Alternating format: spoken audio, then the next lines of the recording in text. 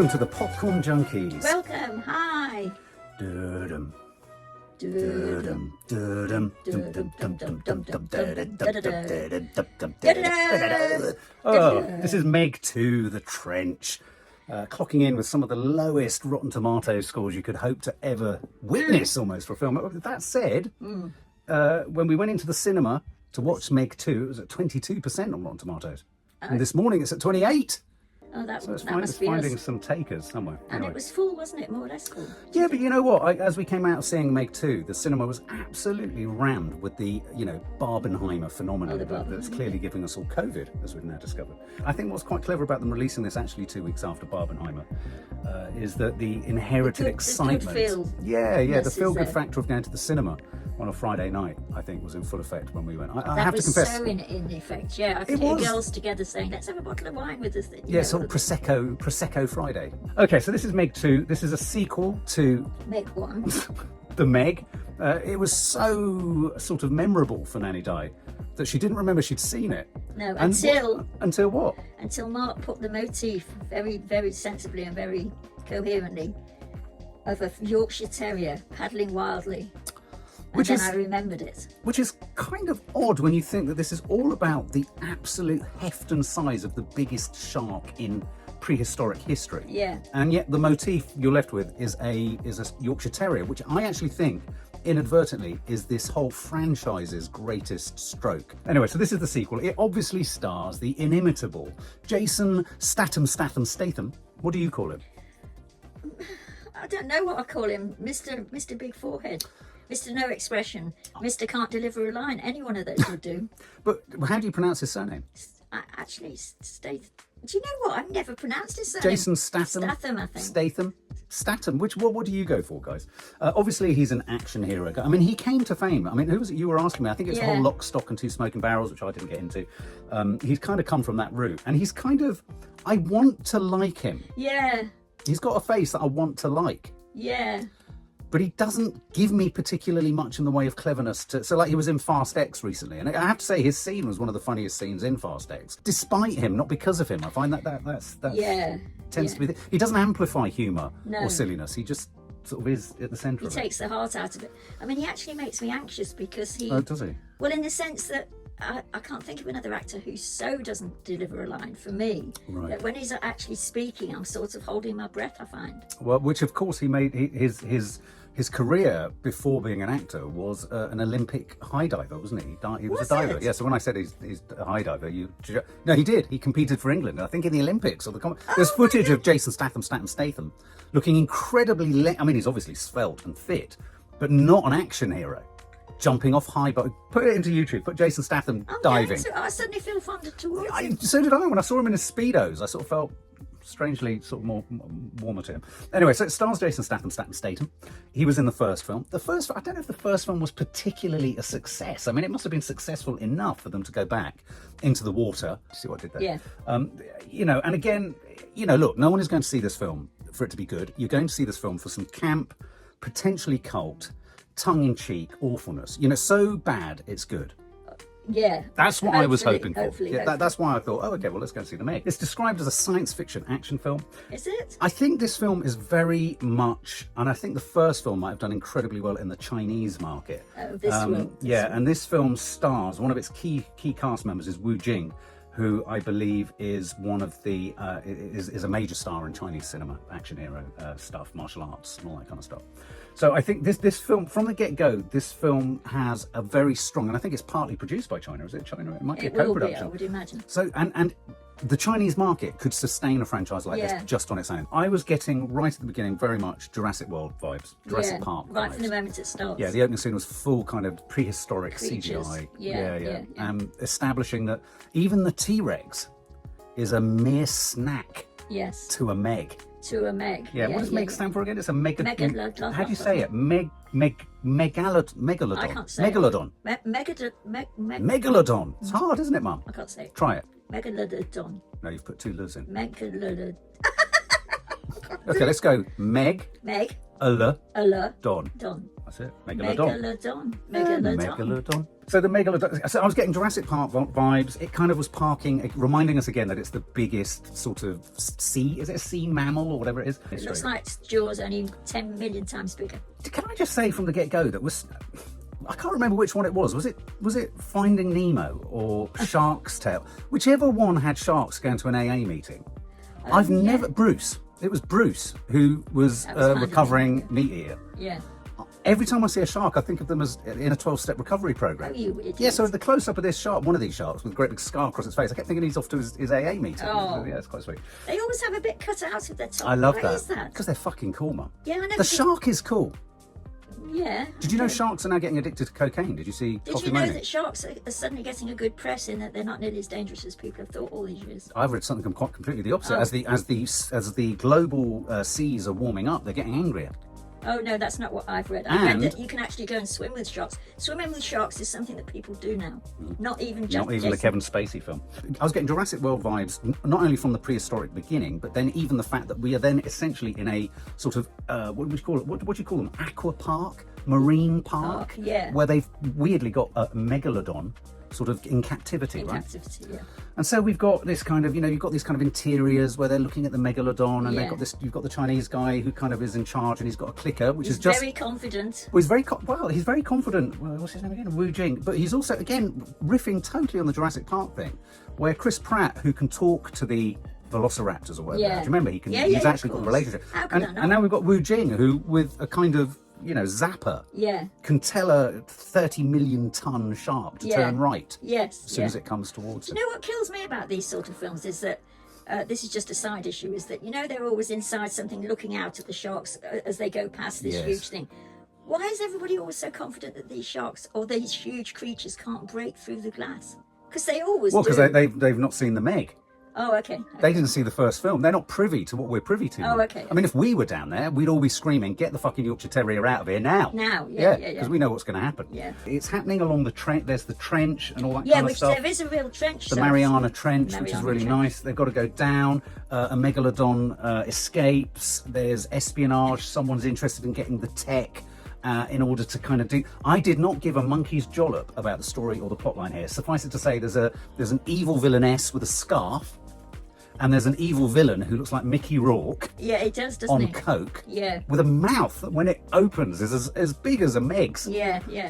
And then you've got Jason Statham with his kind of adoptee, kind of childlike daughter, yeah, adopted he's got kind of from the a niece first that film. he's very fond of, yeah. Yeah, and we've got Wu Jing, who's his kind of colleague, and they're on a mission really. They get stranded. I mean, I was getting horrible kind of, sort of. I was being made to think about the whole Titanic sub thing, didn't you? With the kind of going down and lack of oxygen and all that. Yeah, bits, yeah. So how were you feeling as it was getting going, and we were getting this sort of narrative Well, of the trouble is that if it had just been we were getting going, but that went on for half of the film. half the film that was them just getting trapped and Was stuck on them the bottom getting of the trapped, sea. and then I have to say, almost visibly, them trudging through the Mariana Strait. I think it was supposed to be the Mariana Strait. Mariana Trench. All looking like spacemen. But they were bumping into each other like they were on the high street. They weren't just What are bumping you into doing each other. here? It was so. I mean, it was so tiny. This is the deepest sort of, most undiscovered trench in the whole world, and they're Absolutely. just walking along. And also, there were also loads of other people already down there mining. Yes, Which yes. I thought there was an impenetrability and They gettability kept to coming this place. across things that had been left Yes. to themselves, and then Yeah. clearly gone rogue. So there were baddies already down there doing terrible Yeah. things, and they'd stolen the tech of Wu Jing, who has bonded with the megalodons and all. But what I found really curiously odd about the whole film was the first hour was essentially setting up this really weak espionage kind of, Yeah. someone's kind of Which- nicked our tech and is wanting our stuff, and Yes, it's very sort of very easy. weakest, and I didn't really get to grips with what they were after, and the reason being not because it was particularly confusing, I just didn't care. No, subs, you'll find that too. I mean, believe me. You But won't we care. were an hour in, and I looked at my watch, and the girl next to me was into her the third popcorn. pack of popcorn, and was clearly losing her shit because she was bored rigid. We'd barely seen a megalodon. We all were bored shit at that point. An hour in, and you've barely had a megalodon, apart from one obviously cracking into, as you say, the sort of aquarium-like window. It will always happen. It always happens. Don't ever stand in front of an aquarium window. Going, Yeah, she literally turned around. That was the end of her. Yeah. So you get a bit of double crossing. Jason Statham discovers that they've been double crossed, and of course, where do you ever discover that you've been double crossed other than right down at the bottom of the ocean on the Mariana Trench? Which they've been trudging along. Yeah, and when they all start to sort of trudge along, they've only got 2 hours of oxygen. Lots of people, we lost lots of characters, didn't we? Yeah, we did. Well, yeah. One person imploded. One got dragged somewhere. One character in particular, one youngish guy, white guy. To him. I suddenly was aware that he wasn't in a scene, and I thought I haven't seen him for the last 10 minutes. Lots of people disappeared. They just yeah. disappeared. They vanished. And what was really odd about this underwater scene was it was given a very alien treatment. You know, they were kind of, it was like they were walking around. Where's the monster? We even had a kind of thing that suckered to the front of his thing, and they had to pull it off. Yeah. You had spiders crawling. I mean, there was one shot that was like bedknobs and broomsticks, and what is it? Bedknobs and broomsticks. Bedknobs, where they were bobbing along, bobbing along at the bottom of the it was so sort of funny that at times I just kept bursting out with laughter. Yeah, but not enough laughter. Not enough. It was turgid. It was turgid. It was bad. In all of this, Jason Statham probably said about 2 words. Well, I've noticed which was mainly "go get them" or "no, I'm not" or "yes, I'm going to." Yeah. That sort of a thing. There was a line from one character said, "We've got to fight. It's a matter of life and death." And I thought, when you look at that in a script today, do you not look at it and go, "We can't say that"? Yeah. I can't say it's a matter of life and death. Well, yeah, but Jason can, because everything he says is so ridiculous. I notice he does things he does basically Chunks. chunks. Most of his lines consist of 2 one-syllable words in one line, followed by 2 one-syllable words in the next. They know the type of actor they've got. So he said, "It's a Meg, you're a snack."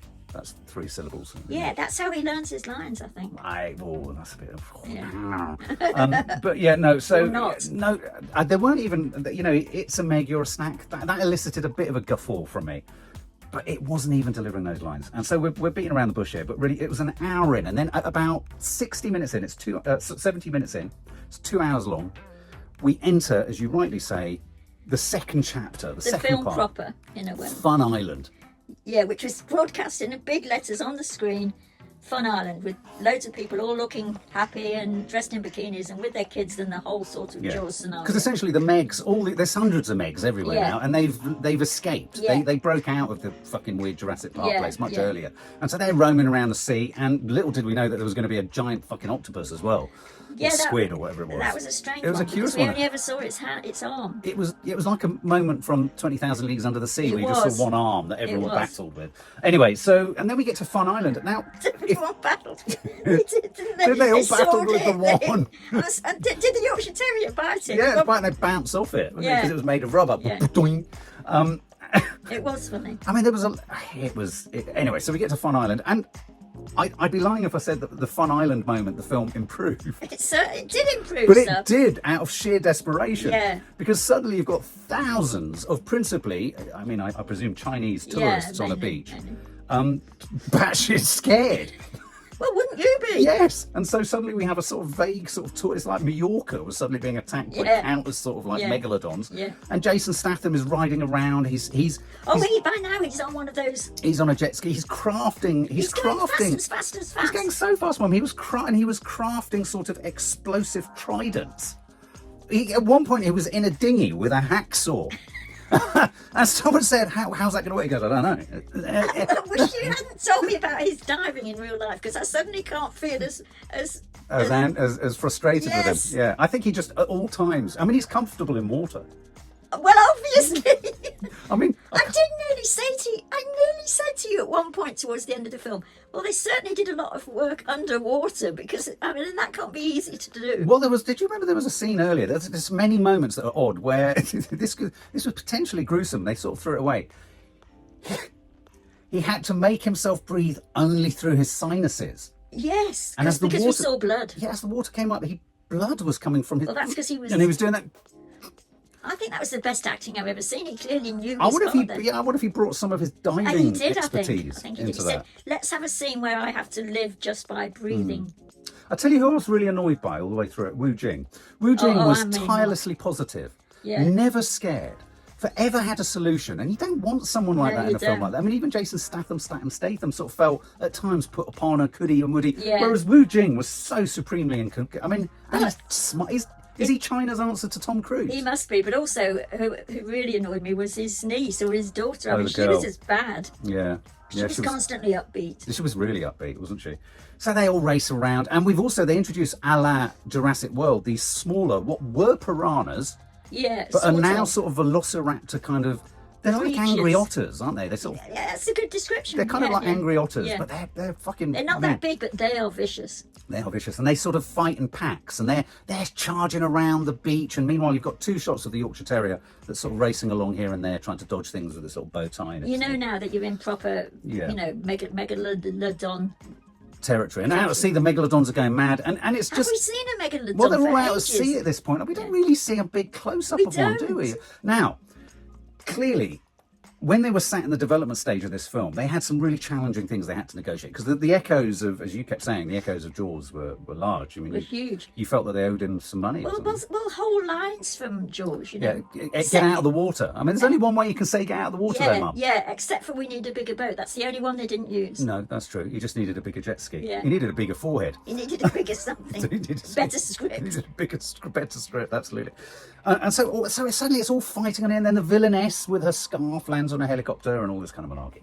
And it just becomes a real sort of smash 'em up. And we've got all sorts of narratives again. We've got Jason Statham sort of riding around on a jet ski trying to kind of jab them. That was You've his got- favourite bit, I think. It was. He looked loved very- that. He really loved that. There was a yeah. real slow-mo shot where he came down. He looked like sort of King Herod. Was it not King Herod? What's his name? Neptune. It was like King Neptune, Neptune kind yeah. of coming down. Then you had the otters, and you had the 2 guys, the guys that his sidekicks who were running around badly with a backpack with a gun. Yeah, I liked the black guy. I thought he was funny. Yeah, he was fun. He was kind of fun. Ish. So you had them, and then you had the villainess and the mad Mickey Rourke lookalike, who's just kind of killing everyone and His shooting mouth everything. kept taking up the whole screen. His head was enormous. His head was enormous. And you were sitting in the front row. Yeah, and so I thought for me at this point, I was thinking, some will argue that this was the point at which it was so bad it was good. Because Yeah. we were roaring with laughter. Yeah, that's true. And the woman beside you was absolutely pissing herself. Was she? Yeah, with her son. And I was like, but here's the problem. It was so bad, it was funny because it was so bad. It wasn't in any way aware of how bad it was. No, it wasn't. It was being serious with It itself. thought it was keeping it serious. it and was. this is my problem with the film. Yeah. Is that I even would where some agree people will say, 100% with yeah, that. Yeah, would you? yeah. So give us your summary on it. What did you feel it? Summary. How did it? Because my take on this is this is an easy target for a film critic to kind of run Yeah. at and just go, what a load of shit. I mean, because I couldn't remember the first one, so it shows you how good that was. Until Mark said about the Yorkshire Terrier, I was sort of, and I never see anything with Jason Statham in it. But I always get nervous when I sort of know he's in something because he delivers his lines. He doesn't. You know it's going to stay at one level. Yeah, exactly. I was nervous. Then we have this very, very long sort of introductory bit with trudging. Various people appearing and then disappearing to no effect at all. No. And then no big sharks, no small Oh, that's what I was creatures. trying to say earlier. Yeah, so the production, they just built a bigger fin. They built a bigger fin, yeah. There was a guy called Jerry who just Yeah. kept swimming around in a pool Yeah, with an enormous fin. So what they've done is they've taken Jaws and gone, what can we do? Oh, just build a bigger fin. build a bigger fin. Really, the big question with this film is, was it so bad it was good? Well, the last bit of it, through sheer blessed relief, because it was turgid Relief, before. that's a It good was point. Turgid before, suddenly did become laugh out loud pleasantness. That's interesting. So it did it in a bit. I mean, I was laughing at that. Yeah, I think you're right. When I come to market, I will be marking that bit only. Right. My thinking about it is that, well, let's go back to the Yorkshire Terrier. I thought Warner Brothers, the producers of this, that they knew after the event that they had something that could be made to be funny, which was, it's a film about the biggest, scariest fucking shark in history. It's a sequel, but we got Yorkshire Terrier, and that It was was as cute as anything. as with a cute as bow. anything. And it was a kind of cute, it was a nice contrast, wasn't it? The comedic contrast of Yorkshire Terrier versus Ditto. I think the way in which they couldn't even do anything funny with the With Yorkshire that, Terrier in this yes. film, and didn't, because I fully was expecting this one. The reason I gave this film even a kernel of a chance was that the first film was so bad, Yeah. they'd have thought to themselves, let's really take the DNA of how bad it was, and let's make something that's so bad it's good. But what Yeah. they did was they took the DNA of something that was so bad, made something that was just as bad. And added a Yorkshire Terrier to it. And but had no self-awareness or knowledge No. or any capacity to kind of exploit that in any clever way whatsoever. So it just literally represented the same old shit. And it happened to be funny because, as you rightly say, by an hour in, you were desperate for something. Yeah. And it was pure desperation. So we'd been held hostage for an hour. Yeah, we had. I mean, I've never come so close to thinking, I can't stand this. I'm going to have to either fall asleep or walk out. So yeah. the girl next to me, who was incredibly hyperactive, had passed out. Yeah, at this no, point. actually, I noticed into her box, I her noticed fourth that. box of Yeah, popcorn. yeah. She fell asleep. When the film ended, she came up and she had popcorn all over her forehead. Poor thing. It was funny, wasn't it? Because right at the end, we're on this fun beaches, Fun island. Fun Island, and then suddenly, as the film's getting towards the end of running time, they throw everything at it, don't they? They throw the otters, they throw the Megalodon, they throw Jason Statham on his doodah. But I suppose my problem with it was there were so many opportunities within that they could have really camped it up and gone for it, and like at least one. I mean, they started with the right idea with the music. I can't remember what the music was at the beginning, but they could have had some counter.